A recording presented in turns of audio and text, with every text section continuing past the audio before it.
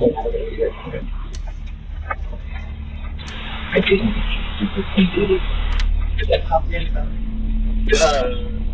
This is Marshall and his mother, Alicia. Just feet away, inside the trunk, lies the dead body of Marshall's girlfriend. He has cut her body up and plans to discard it in the remote mountains of the Sierra foothills. Over the next several weeks, a series of small mistakes in Marshall's cover-up would bring him face to face with local police and the FBI, watching detectives unknowingly walk past his murder scene and slowly discovering the monster he truly is. Any idea where she may be? Brother, I'm gonna keep it a buck with you. I don't know. Have you guys thought about maybe she was trafficked? Yep. Ugly PD, come out with your hands up! They say higher education is outdated, irrelevant, but at Grand Canyon University, It's approximately 6:30 p.m. in Antioch, California, when 24-year-old Alexis Gabe is seen at a Chevron gas station. While filling up her car, she receives a message from her boyfriend. "Are you still coming over?" She replies, "I can only come by for a bit." After paying, Alexis gets back on the road, and by 6:37 p.m., she's seen arriving at her boyfriend's house. He doesn't know it yet, but she's there to break up with him. A decision that will carry far greater consequences than she expects. 2 hours pass. Then Alexis's car is seen leaving Marshall's house, but something isn't right. The vehicle takes an unusual route, one Alexis never uses to get home, and just 12 minutes later, roughly 6 miles away, it pulls into a quiet residential neighborhood. A masked figure steps out of the car, noticeably larger than Alexis. Moments later, her phone pings, "Did you make it home?" And as the figure disappears into the distance, Alexis is never seen or heard from again. Sheriff's Department. File a missing person report. That's crazy, bro. Try to say, "Did you make it home?" as a cover up, bro. It's over for you. What? Is this a family member or friend? Family member. Sister. And how long ago did you last talk to her? No one's heard from her since she went to see her ex-boyfriend last night at 8:30. And she's not answering her phone or anything? Oh, she already told the fam that she was breaking up with him. That's crazy. Oh, man. That's wild. No, it's going straight to voicemail. On the line is Alexis Gabe's sister. Her tone is urgent as she insists on filing a missing persons report immediately. To better understand the situation, dispatch sends Officer Rod Coutney to the family's home. And that's where he learns why Alexis's family is already fearing the worst. Good morning. How you doing? I'm a detective with the police department. I'm gonna get some info from you guys, and I'm gonna start looking for Alexis. That's okay. Okay. She ever make any sort of statements? No. Okay. Is she generally pretty happy? Yeah. Okay. She's always out. Not every day. They don't even know what's up. That's so crazy, bro. And if it's really over the breakup, bro, if it's nothing deeper than that, bro, you're a tweak. Bro, what's good with you, bro? Find another girl, bro. What's up with you, gang? She's always out. Do you know where she goes a lot of the time? I don't like when people do go to the extreme. I know some certain people get you tight them doing certain stuff, feel me, and get you angry to the core because it's the person that knows you in and out and stuff like that. Feel me? But if y'all gotta go y'all separate ways, just go y'all separate ways and find somebody else. Y'all violent, feel me? Cause it's not only you that it's affecting, it's other people that really like you as well. Feel me? Your family members, all that people, somebody you don't even know who's depending on you. Just feel me? It's crazy. With her friend, E and Ria. She's with us yesterday too. Does she have any mental health issues? It's generally an antidepressant. Yeah, I know. That's what she said. That's why she's looking for the doctor. She's seeing the doctor. Okay. When they have an accident with her boyfriend, car accident. She said she have a chiropractor appointment. Who's your boyfriend? The one that we know is Marshall. Marshall. Jones, yeah. Okay. And then we just find out yesterday. The friend said Marshall threatening Alexis. If they gonna broke up, he's gonna kill or gonna kill Alexis. Oh. Oh my gosh, bro. Come on. What's up? Like, what's up, boy? Okay. And this is Marshall. Marshall. Yeah. Okay. Needless to say, the officer knows exactly who they need to speak with next. According to Alexis's mother, Marshall Jones is the boyfriend she went to see last. But even more troubling is her claim that he had threatened to harm himself or Alexis if they ever broke up. As Coutney wraps up his initial search, he relays the information to his sergeant. From there, requests are made for street CCTV footage, a real-time location warrant for her phone, and most urgently, another officer is dispatched to Marshall's address. Later that afternoon, the officer arrives at the house. Knowing Marshall is one of the last people to see Alexis alive, the officer expects to gather more information about her whereabouts. But he's about to get much more than that. But before we get to that, I want to talk about something else that's important. Said, let's get back to the video. How y'all doing? Hey, is Marshall home? No. I'm in his house? Yes. Yeah. Okay. How y'all doing today? Good. Friend. Okay. What's up, friend? Y'all be safe. Be careful now, okay?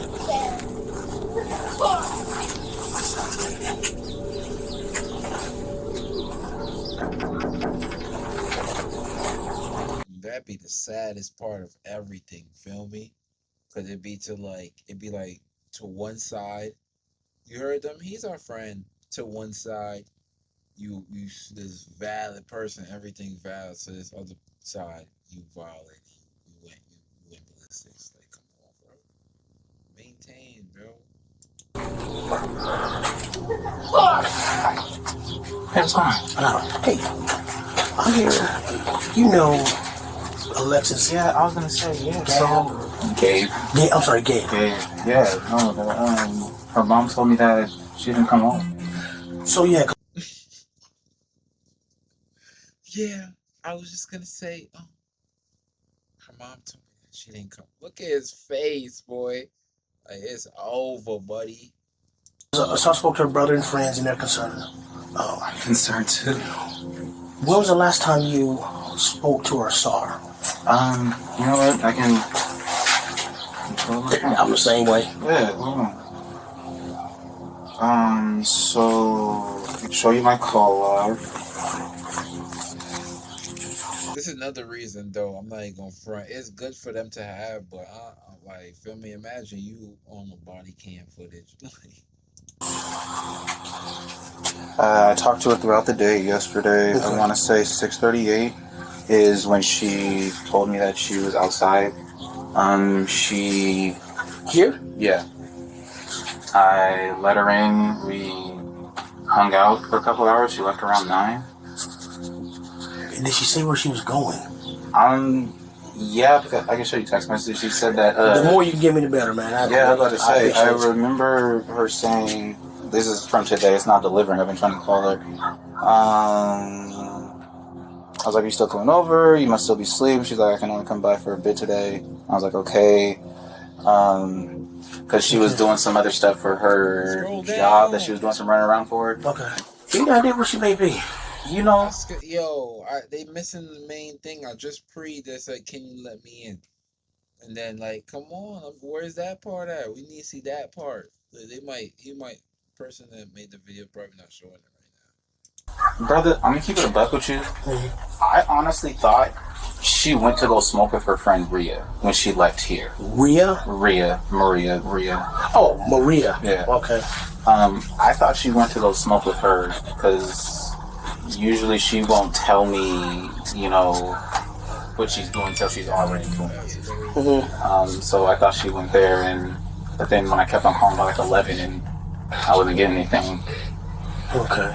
Did you see her out of sorts when she came over yesterday? Was she her normal self? Whatever that may be. Yeah, I mean, she came in, we hugged, we kissed, she watched me, do my little heist on GTA, playing my game and whatnot. I mean, we watched Family Guy. Okay. It was fine. When she left, did you see her? Did you see her leave? Yeah. And I say yeah because I opened the garage door and she left. So Okay. Also, she opened the garage door. You know how also you could tell, bro? Like, you see when they went to the family, right? How they look mad, nervous, and scared and stuff. Like, what, yo, bro? We don't know what's going on. You look like, yeah. I'm like, yeah. Like, they left, came, we did all that. Like, bro, you know she's missing, right? Like, you don't even seem like you care. You're her boyfriend, huh? Or are you her boyfriend? Like, come on, bro. All right. At first glance, Marshall appears far more willing to help than Alexis's family hinted towards. But as he recounts Of course he's going to try his best to help you in any way possible. his last encounter with Alexis, his demeanor is oddly detached, at times even attempting to make light of the situation. It's the kind of behavior that doesn't go unnoticed. But before wrapping up the interview, the officer would ask one of the strangest questions possible at a moment like this. Do you have a car? Because I want to be able to follow up with you. Yeah. How long you two been? You guys two, you dating? Yeah. How long y'all been together? Like 3 going on 4 years. Okay. All right. And I showed you my call log, text message. You ain't got a strap down in the house like a slave or nothing?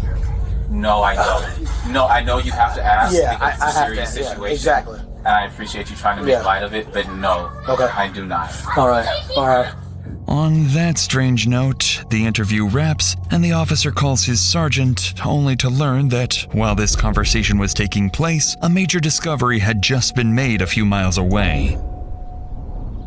On a residential street in Antioch, Alexis's family comes across their daughter's car while organizing their own search and spreading the word on social media. Police are immediately informed of this discovery, and the car is towed and seized for forensic analysis. Inside the car, some troubling details quickly stand out. The keys are still in the ignition, the door is unlocked, and personal items are missing. After removing and analyzing the car's infotainment unit, investigators are able to track Alexis's precise movements before her disappearance. And just 12 minutes before the car was abandoned, it had been at Marshall's house, not her friend Maria's, as he had previously implied. These findings... Come on, bro, try to throw Maria under the bus. Bro said, yeah, she smokes with Maria, like... along with the alleged death threat, prompt investigators to move Marshall from a person of interest to the primary suspect in Alexis's disappearance. The following day, 2 detectives arrive at Marshall's house, suspecting he is the last person to see her alive and may have been withholding vital information. However, they're also here for something else. Something that will catch him completely off guard. Hey, I'm a detective minister real quick. Are you Alexis's Boyfriend, yeah. boyfriend? Okay, what's your name? We're still looking for her. Have you heard from her at all? Or? I have not. I've been trying to call her. I've been texting. My text messages aren't getting delivered. My phone calls are going straight to voicemail. Gotcha. Okay. Yeah, basically at this point, like, I think this is the last place that we know that she was at. Yeah, you know, if they pull up on you more than once, it's over. Like, just know you're going down. Like, you're going down to the station at least. It's over for you. Right, and so we're just, obviously that's why we're kind of keying in on this area, you know? I understand, and like I was telling her mom, like, hey, I saw her, this is the last time. Yeah. You know, and I'm worried. Right. You know, and she's missing, and... Yo, you know he was trying to do just now? He was trying to do, you know, when girls try to, like, overexert and they gotta cry, he tried to do it. He's like, you know what? She's missing, and I just miss her. No, he should have been did that in the first performance. It's over. What? And that just means that she's missing. It doesn't necessarily mean something happened to her, so I'm really trying not to let my mind wander. Her friends have I'm not gonna say they've been putting me under scrutiny, but they're making me feel like I did something and I didn't. Okay. Yeah, I mean, anytime And boyfriend, right? And that's what I'm saying. last place Everybody you've handles seen, stress so- different, Yeah. and so We just want to rule everything out, anything weird to happen here. So, I you know what I understand. mean? Then we can move on to, hey, let's go look another area and see where she's Bro at, you know? said he's tight. He already know what's up, boy. He's tight. He like, yo, you're done, buddy. Because it's like, why you bringing the friends? If they didn't bring that, oh, yeah, our friends are speaking about you, then you could be like, oh, yeah, they're trying to put me on scrutiny because I guess because I'm a boyfriend or something. I don't know why. But why are you mentioning that, bro? You're nervous. It's over for you. Cook, buddy. I understand. Are you cool if we go inside and look around real quick? It's not my house, it's my stepdad's, so Right. I mean, I could call him really fast and see. Yeah, that's fine. Go ahead.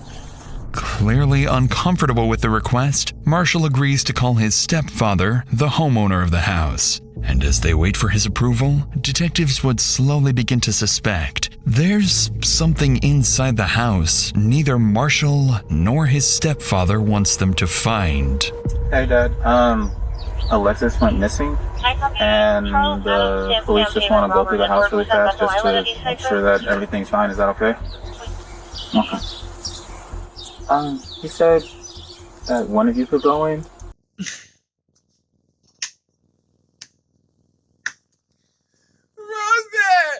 Rose, you heard that? Okay. Rose said, okay. Rose said, Dad, why did you say okay? He said, one you could go in. What is this? What is this, first grade? But you would like the other one to stay out here. No problem. Sure. You got a flashlight or anything? I don't. Yeah, me neither. You want to go in? Sure. All right. Hold that for me. All right. What's your dad's name? Leslie? Leslie. Okay, and that's the one you were talking to on the phone? Yes. All right, he said one of us would come in. Cool. Right? You want me to leave the door open? Yeah, that'd be great. For sure. I'll come around.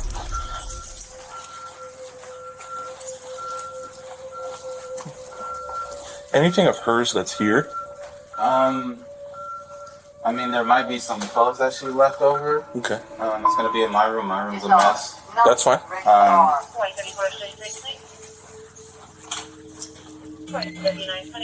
Cool. This your room? This is my room. I know. Like I said, it's a Yeah, mess. it happens, bro. Yeah. You guys drink together, I'm assuming? Yeah. At the house. As the officer moves through the house, Marshall's room quickly stands out, left in complete disarray. And as he inspects the room further, little does he know, this very place holds subtle clues and will soon become a crime scene. It looked like they was tussling in there, right? Is there upstairs? No, It's just one story. Just one story.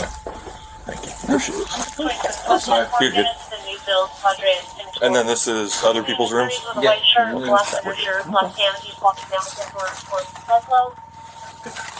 Did you want to go in the backyard or? Probably not.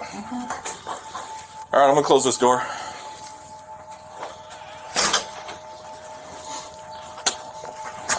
Nothing out of the ordinary. His room is an absolute mess. He does. Focusing on the mess, the officer overlooks the attic, a place hiding a terrifying secret. And it's no accident. Marshall has been guiding him through certain areas, carefully steering him away from others. But despite the search turning up nothing, officers aren't done with him just yet. There's something else they want to ask. No contact from her? None whatsoever. Okay. Phone's been off. You tried to call her, I'm assuming? Indeed. Okay. Do you mind hanging up with him real quick so we can... I'm going to ask you something. Would you be willing to give us your cell phone for a forensic download? Oh, yeah. Okay. So I'm able to do all that stuff. What's the forensic download again? It just shows me all the information on your phone for a certain period of time. Oh, okay. It shows like, hey, was this phone here the whole time? Oh, yeah. Stuff like that. Okay, yeah, Okay. for sure. And then I would just have you sign like a consent form. I'm not even gonna front. I like, innocent or not, I'm not doing that. What? Then y'all about to just keep tabs on me all the time. Like, what? That's weird. It's weird. Sorry. No. Okay. And then you can bring it down, sign the Do you see why they got to get the consent form? consent form down at the PD, and then I'd take your passcode, and then I would do it that way. Okay. They want to do. What they say? Don't give nobody your password, nobody your email. That's weird, gang. I'm not even gonna front. But the fact that he's so willing, he's trying his best to get them off his tail. Forensic download. Let yourself right into the trap, dummy. So for you. Just to make sure that my phone is where I said it was, i.e. where I said I was. Pops would be like, forensic what? Forensic what? Forensic what? Yeah, but she was still here when he got home. Interestingly, detectives not only gain access to Marshall's phone, but also learn that his stepfather was allegedly at the house at the same time Alexis was there. So they make a note to speak with the homeowner as soon as possible to see if his account aligns with Marshall's. Shortly afterwards, Marshall gets into his stepfather's car and follows the officers to the station. As he drives, officers ahead notice something strange. He appears anxious, swerving slightly with something large in the back of his car obstructing his view. In reality, Marshall isn't just nervous. He's just realized he's driving straight to the police station with a car full of incriminating evidence. About 10 minutes later, Marshall arrives at the station, trying to steady himself, quietly questioning why he brought this car in the first place. And the second he steps out, he realizes the officers are onto him. You know what you all have? Yeah, blankets and whatnot. Wait, do you actually have to search it, or can you just look around? Because it's my dad's car, and No, I mean, I kind of just want to lift the gate so I can see inside, if that's cool. Again, it's not my car, it's my dad's, and you have my phone, so I don't care. I'll open the gate for you, though, so that way you can look inside. It's over. You drove that right there. Nah, this guy is actually crazy. That'd be great.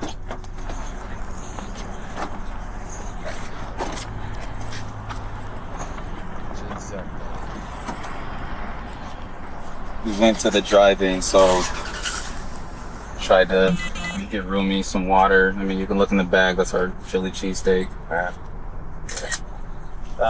Any of this hers? No. Because we would like to collect a DNA sample from her, right? So we have a reference on file. So was she back here? Yeah. Like, I don't. So is any of this like? None of this is her. I don't know. Would you mind if we took a blanket to test it? Or? I would, because yeah. And does she normally sit up in the front seat? Yeah. Okay, let's start a photo. Oh, we're not. You don't want us to look under the blankets or what? She would like to look under the blankets.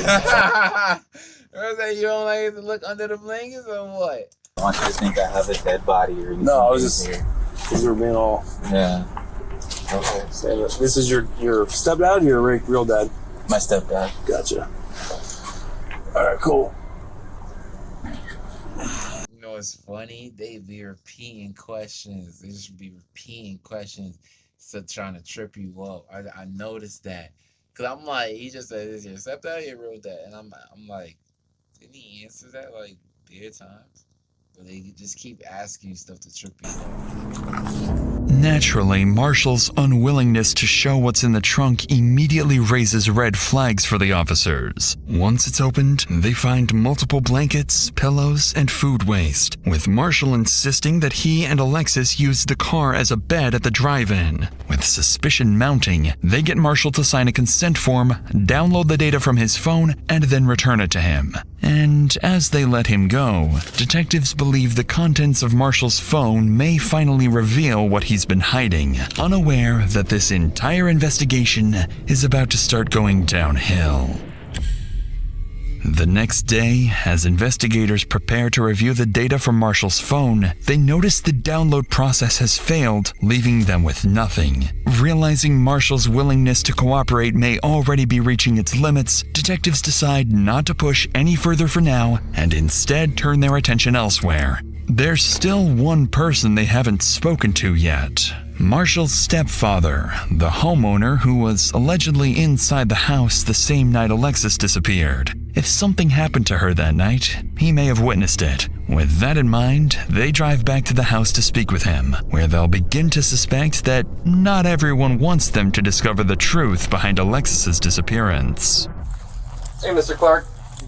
Hey, we're just trying to follow up on everything going on with Alexis. We haven't talked to you yet. Marshall had said that you were here when Alexis was here on Wednesday night. Did you see Alexis here on the 26th? Be honest with you, I come. If she's here, she's here. She's not. When I see her, I don't. You don't recall seeing her car here? No, I do not. And you don't remember seeing her, talking to her that night? No, I didn't see her there that night. No Wednesday. How's Marshall holding up with all this? He's upset. No, for sure. I mean, just now finding out that his girlfriend's coming up missing. I mean, I found out yesterday with the note coming in, a flyer.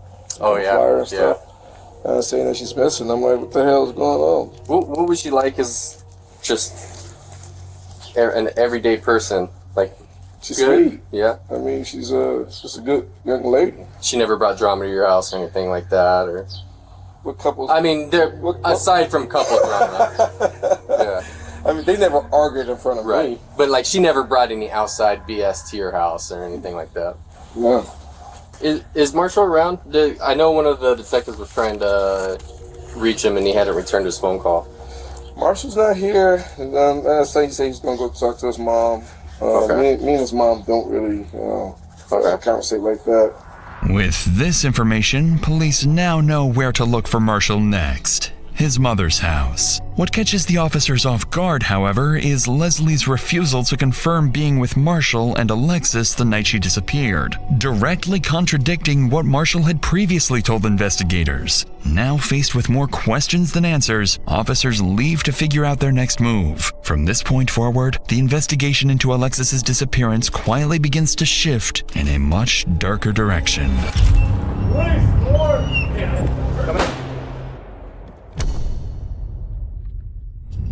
During the next several days, police visit Marshall's mother, Alicia Clark, looking for her son. But suspiciously, she claims she hasn't seen him since the night his girlfriend Alexis vanished. By now, investigators begin to consider a troubling possibility. Marshall may be on the run, and his family may even be covering for him. But their biggest piece of evidence is still to come. Just as the investigation seems to stall, CCTV footage is recovered from the route Alicia's car took the night she vanished. For roughly 12 minutes, the car is seen speeding from Marshall's home to the residential area where it's eventually abandoned. A masked figure is seen stepping out of the car, noticeably larger than Alexis, with a more masculine build. As detectives begin tracking the figure's movements through nearby cameras, they watch it move calmly for over a mile until it arrives somewhere completely unexpected: Marshall's mother's house. This development makes investigators certain that the masked figure was none other than their prime suspect, Marshall. And with that, an emergency search warrant for his home is secured immediately. On February 1st, more than a dozen officers arrive at the house convinced there is far more inside than Marshall originally let them see.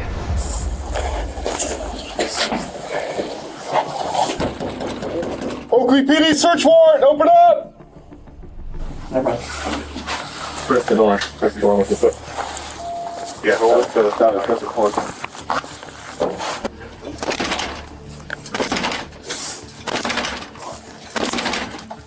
Yes, we need that pry. You have the pry? Pry bar? There you go. Oakley PD!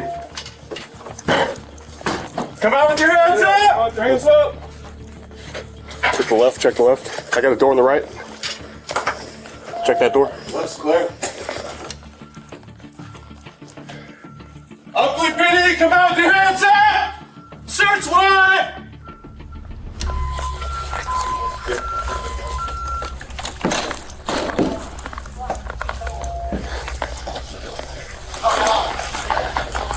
Check that.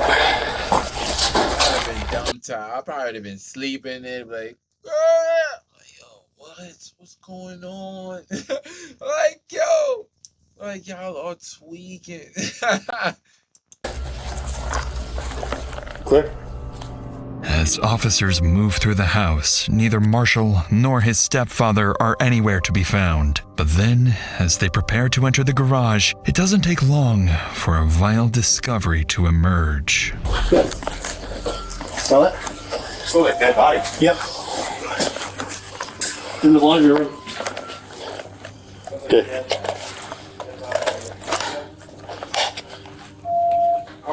Yeah. There's a little compartment down. Right here, yeah? Yeah, right in here. I got a big whiff. Yep. Who that backyard?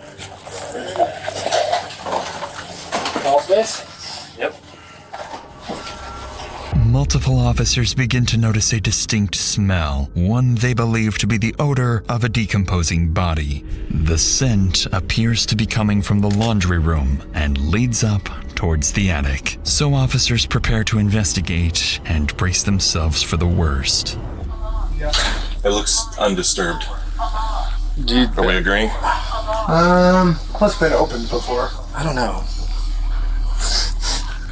It's right here, dude. Yeah. This points straight out to the garage. Yeah. So that's the thing, is like, That's the cold we gotta part. check the crawl space. Anybody check inside that SUV or take a peek inside? I didn't see anything. It's locked. Okay. Scott, I'm gonna have this door closed for a second.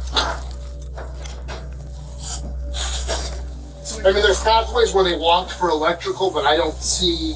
No footprints, no drag marks. Yeah, I mean, it's just you can see where they're walking, Okay. doing something, but I don't. Hey, they said they could smell something right where you're at, Logan. Like there's a vent, it's coming from the vent kind of. Yeah, once we hit this area and start walking to the garage is where I smelt it. Does that look like blood and hair? Yeah. Let me see. Black hair. Look it.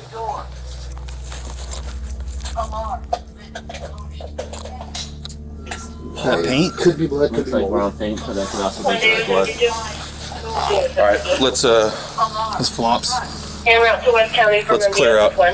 After following the scent, officers come up empty-handed, but they do uncover what appears to be dried blood. After clearing the entire house, officers are still unable to locate the source of the smell, so a canine unit is called in. If human remains are hidden somewhere on the property, this dog may be their best bet on finding them. I don't know. I got a big whiff right in the laundry room. Oh. It smelled like just dead body. Ooh. Alright, let's see. Salon, boy. Boy, they had him use the bathroom all day long before they go inside. Now that's OD. Yes. No worries.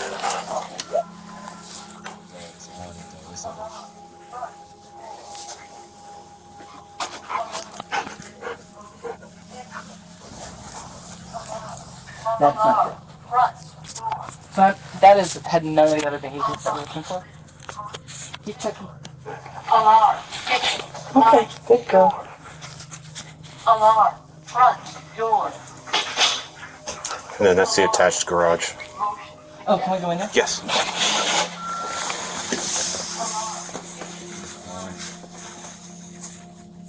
Okay, good girl. Did you guys leave that or did? Oh, I don't know. We didn't bring that in. That's fine. You saw her go up the wall here? Mm-hmm. Yeah. So it's just checking odor. As I said, you've worked with cannons, so we didn't get final. And that was the kind of thing where it's like, I have some weird odor, Yeah. but it's not all of her behaviors, which was more what we had there. And of course, you and I both know there could be, you could have vacuumed up a tissue that had bloody nose. Yeah. And that could be. Okay, good girl. You want your toy? Let's go see and get your toy. All right, that's all we got. Somewhat surprisingly, the handler isn't fully convinced the dog has detected human remains. However, several indications suggest it has picked up on something suspicious, as it repeatedly returns to Marshall's room, sits in one spot while staring at its handler, and most alarmingly, begins clawing at the wall, a sign the odor may be coming from the attic. But even after multiple additional searches, and with more canine units brought in, officers are left with troubling yet inconclusive results. small traces of blood, the presence of bleach and other cleaning supplies, and a missing shower curtain. Following these discoveries, officers secure the scene and begin working to obtain real-time location data for Marshall's phone, now fully suspecting they have a homicide on their hands. Over the next several weeks, officers are seemingly no closer to finding Marshall. Neither his mother nor his stepfather appear willing to cooperate any further. But every time the investigation seems like it's losing momentum, Alexis Gabe's family keeps pushing forward, pressuring police to find their daughter and bring her justice. That pressure soon begins to pay off when investigators finally obtain a real-time location warrant for Marshall's phone and discover he's moved to Vacaville, California, roughly an hour and a half from his home. After a quick check, they find out exactly where that location leads: his sister's house. So officers quickly head to her address, hoping to find Marshall there. What's your name? Ariana. Ariana. I'm James. Nice to meet you. Nice to meet you. Obviously, you know why we're here, right? I do. When he got here, he was off. While he was here, that's when I saw the first flyer for Alexis. And that's when I started putting the pieces together, what could be. I said, get your shit. Tomorrow you gotta be gone. I want nothing to do with this. And his gun was underneath. I lost my shit. What was their relationship like between Alexis and Marshall? So it got toxic over the last year and a half. He was a lot more torn up about them breaking up than about her being missing. I will say that, irrefutably. Looking back on it, my brother does have sociopath and narcissistic tendencies about himself. Your mom and Marshall are close, right? Yes. Do you think that she's helped him out in any way? Will she get in trouble? I hope not. I mean, I hope in the end of all this, she'll be as cooperative as you are. Because ultimately, your brother made the choice that he made, yes. Right? So do you think he went to Vegas? No. I believe this is the number that he's using. If you guys want to take it, that's fine. Most worryingly for officers, Ariana seems to suspect someone else may be helping Marshall evade police. However, Ariana also gives them something significant: Marshall's new phone number. So after wrapping up the interview, investigators move quickly to track his location. This is when they discover that Marshall's phone is pinging all the way back to his mother, Alicia Clark's house. Up to this point, Alicia has been telling police she doesn't know where Marshall is. Now, detectives begin to suspect she's lying and may even be actively hiding from police. Over the next few hours, police secure an emergency search warrant for Alicia's house. Officers rush to the location knowing full well Marshall could disappear again at any moment. But little do they know, the lead they're following is actually a setup. Ugly police search warrant, come to the door! Hello? That's okay. Let's open the door for me. Thank you. Alright, ma'am. Step out, please. Autistic daughter that's sleeping upstairs. I understand. Is she okay up there? She's okay. Are you able to wake her up and bring her out here for a minute while we service this warrant? I'm not. Yo, I'm not even gonna front. I'm a beast at this OD. So I bet if y'all was really picking up on stuff, so boom, let's circle back. So when they pulled up to the sister's crib, right? They asked her, "Oh, do your mother and the guy have a close relationship?" Be like, "Yeah." Feel me? So that mean like they real close, they tight, feel me? Now boom. She says now, if this is true, she says, "I have an autistic daughter," feel me? What did the sister say now? I mean, what does the sister say now? That he be acting low key sociopathic sometimes. Feel me? So now she have an autistic daughter. So that means in her personality trait, she's a caring person for them. Like, feel me? She looks at them like, feel me? They got her soft side. So if her brother's more on that side, it's her soft side. It's like, yo, you don't know what you're doing and stuff like that. Feel me? Like, she gonna take his side. So Let me see what I can do. Anybody else inside?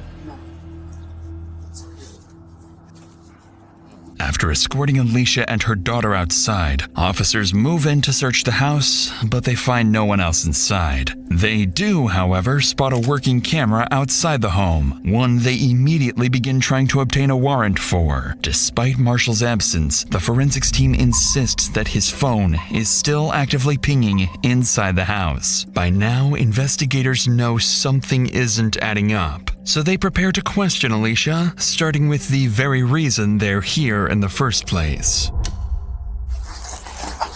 Where's the best place? Nice backyard. Talk to me. What's going on? So, we're obviously here for a reason, and there's a couple of reasons. We're here for Marshall's phone. So, we know it's here, but we don't want to tear your house apart too much. So, if you could direct us to it so we don't have to, like, mess anything up. Like, where is the phone? It's upstairs in my closet in the green Hawaiian shirt. Once they said, you know, we really don't want to tear it up. Feel me? We are. If you don't say where it is, we are going to tear it up. So you best tell us where it is. Yo. Now I have a question. What do you guys need it for? You guys cloned it. So the cell phone thing, they went and did the download, but some of the files got screwed up, so we don't have everything. So we need that, and plus we know that he's had the phone after that. So that's the evidence that we're looking for. Strangely, Alicia appears unusually cordial with the detectives, despite having her house breached. She's even admitted to holding a wanted suspect's phone, yet treats it as if it's nothing serious. By now, investigators are more than suspicious of her involvement. They're convinced she not only knows where Marshall is, but more importantly, what he did to Alexis.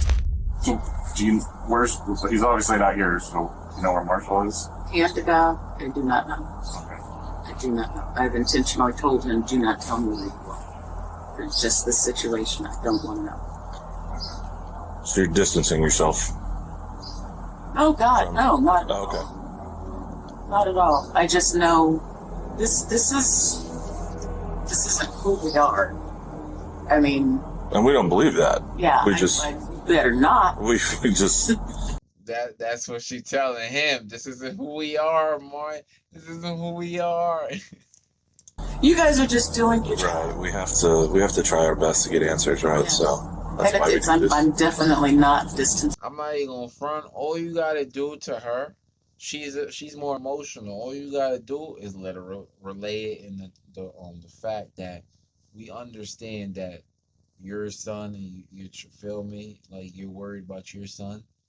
We have to realize, like, there's another lady, mother, that's missing her daughter and don't know what's going on. Could you think about that? And then it's over. What if she's selling her son up to Griffin? Nah, she might not do that, but feel me, you gonna see the doubt in her. Sing my son. Not okay. That's not the reason. What do you know? I know that the two of them had a solid relationship. I mean, for Valentine's Day, he wanted to get her an edible arrangement. I couldn't afford it. And so he went and got the chocolate, all of the stuff, built her an edible arrangement. I like that. I mean, that's the kind of guy he is. I've told him since he was younger, when you're dating, you want to make sure that you are so good to her that she's going to be comparing every other guy to you. But yeah, and then you also should have taught him, if she's not jacking you, let her go. Like, boy. Right away, this description of Marshall doesn't quite align with what investigators believe about their suspect, especially given his sister's earlier claims that he's a narcissist and a sociopath. If Alicia is fully aware of her son's alleged crime, then defending his character like this is not only disturbing, it's something most people would find nearly impossible to do. Sensing this may be more difficult for her than she's letting on, detectives decide to shift their approach, appealing to her emotions, hoping that if this is... Thank you. Oh my gosh. You see? And watch it work. Watch it work. I'm telling you, every time I'm saying what they should do, They start doing it, then it works. I'm telling you. It's all an act. Skip all that, bro. Just go straight to what we gotta do. Feel me? Go to her. You not like once you see what type of person you got to switch your side. Don't start going down pointless conversations. Because she's controlling the narrative now. It's about to break. Why? Because I mean, obviously, we're still looking. She's still out there somewhere, and things don't look good. Yeah, it's hard to look that family in the face and tell them, hey, look, we don't. Yo, come on now. What did I just say? Come on now. I be knowing. Really have anything to tell you. Have you guys thought about maybe she was human? Have So, you guys gone that angle? I've heard that some people posting Shorty started crossing her legs like, have you guys thought about this? stuff on the internet and stuff. A lot of people they don't have a good grasp on how human works. Right. You can't just snatch up a 24-year-old, 170-pound female. I mean, I'm just going to be straight up with you. Do you think Marshall had anything to do with this? God, no. This is Pocket. I never go anywhere with him. Nah, I'm not even gonna lie, lady. If you really do know what he had to do, and she said, what's it called? And she said, God, no, that's crazy. Even if there's evidence that would suggest that he has something to do with it. You guys would have to prove it beyond a reason. Obviously. I don't want to leave you thinking that, for the lack of a better term, just... I know. Oh, God, no. No, not at all. There's a reason. I mean, I can only leave you with that. I can't Well, like... that's even saying too much. You tell me... I don't want you to, like... To just... Like I just said, I mean, we've been... Both agencies here and the DA's office, we've all been working on this for 3 months now. We've looked every which way. Despite the detective's best efforts, Alicia doesn't appear to budge. And the worst part is that her dismissive attitude seems to work. Although officers inside manage to locate Marshall's phone, they find it's been wiped completely clean. And with nothing concrete tying Alicia to the disappearance, investigators are once again forced to leave empty-handed. With no body, no confession, and no idea where Marshall may have gone, Alexis's case Good job with the emotional. They stayed on the topic for like 5 seconds. Like, come on now. And they barely went at her with it. You're supposed to relay on the mother side, not a family side. Mother. She's a mother. slowly starts going cold. Months go by, with no new leads on Marshall's whereabouts. But then, investigators finally secure a warrant and obtain the CCTV footage from his mother's house. And as detectives start analyzing the footage, they begin to understand how Marshall managed to stay one step ahead of investigators for so long. Inside these large plastic bags, investigators believe are Alicia's remains and suspect Marshall's mother was aware of it. Following these developments, investigators reach out to Marshall's sister and learn he has a friend at an apartment complex in Kent and may be hiding there.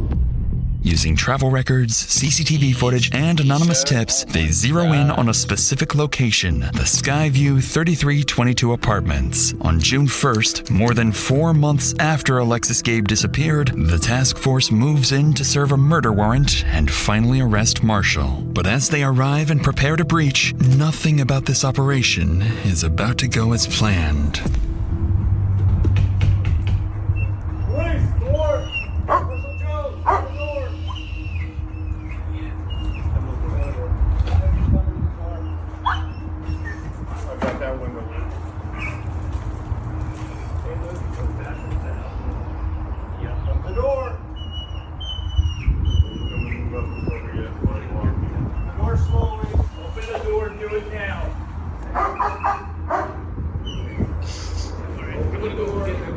The dog bark like, you heard them? You John? Come out.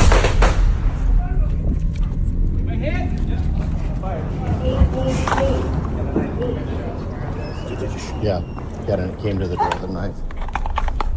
After emerging with a kitchen knife, Marshall is shot multiple times by 3 officers. Despite immediate medical aid, he is pronounced dead at the scene.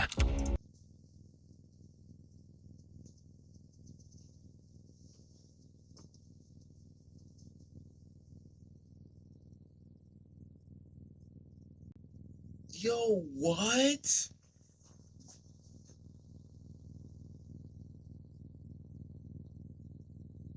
Nah, what?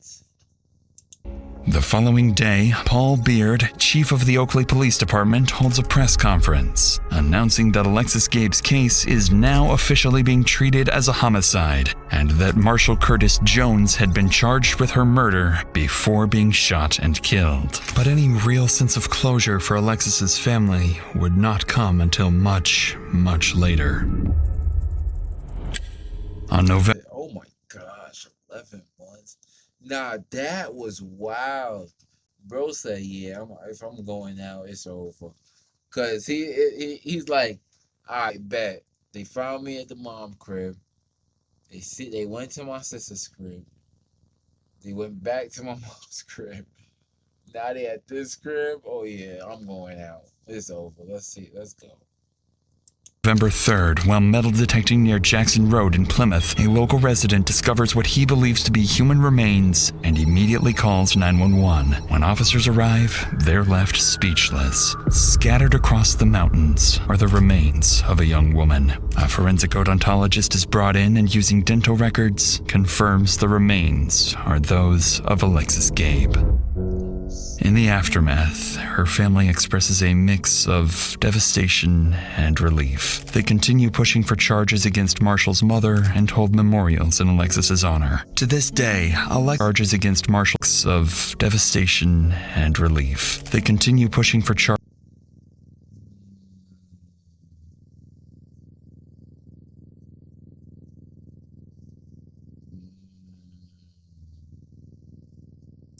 against Marshall's mother and hold memorials in Alexis's honor. To this day, Alexis's family continues demanding justice and launching a petition criticizing the Contra Costa County District Attorney's Office for its handling of the case and calling for stronger accountability for victims' families. But despite these efforts, Marshall's mother is only temporarily detained. Without sufficient evidence, she is never charged as an accomplice. And the same is true for the rest of Marshall's relatives, something that continues to infuriate Alexis's family to this day. As of now, there is still news to infuriate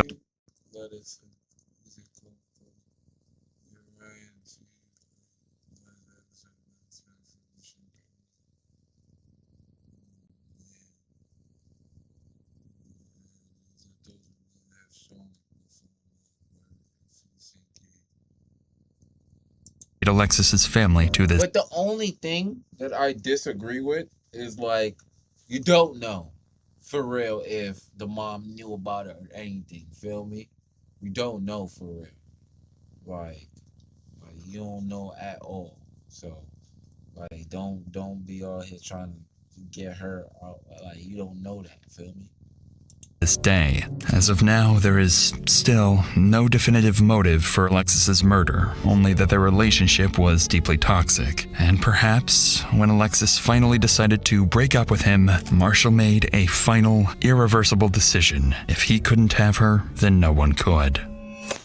We are final. It's crazy.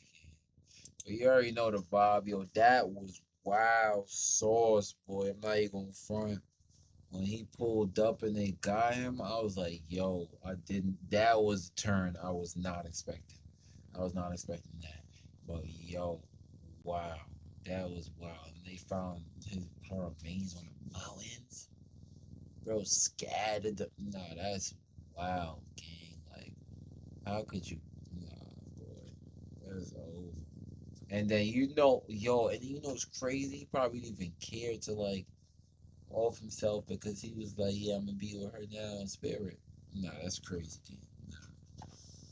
But wow. But you already know the vibe. Smash that like button. Comment your thoughts, your facts, your opinions, whatever's on your noggin. Hit that subscribe button and turn on post notifications to keep updated with your boy. If you rock with me, I rock with you. See you guys in the next video.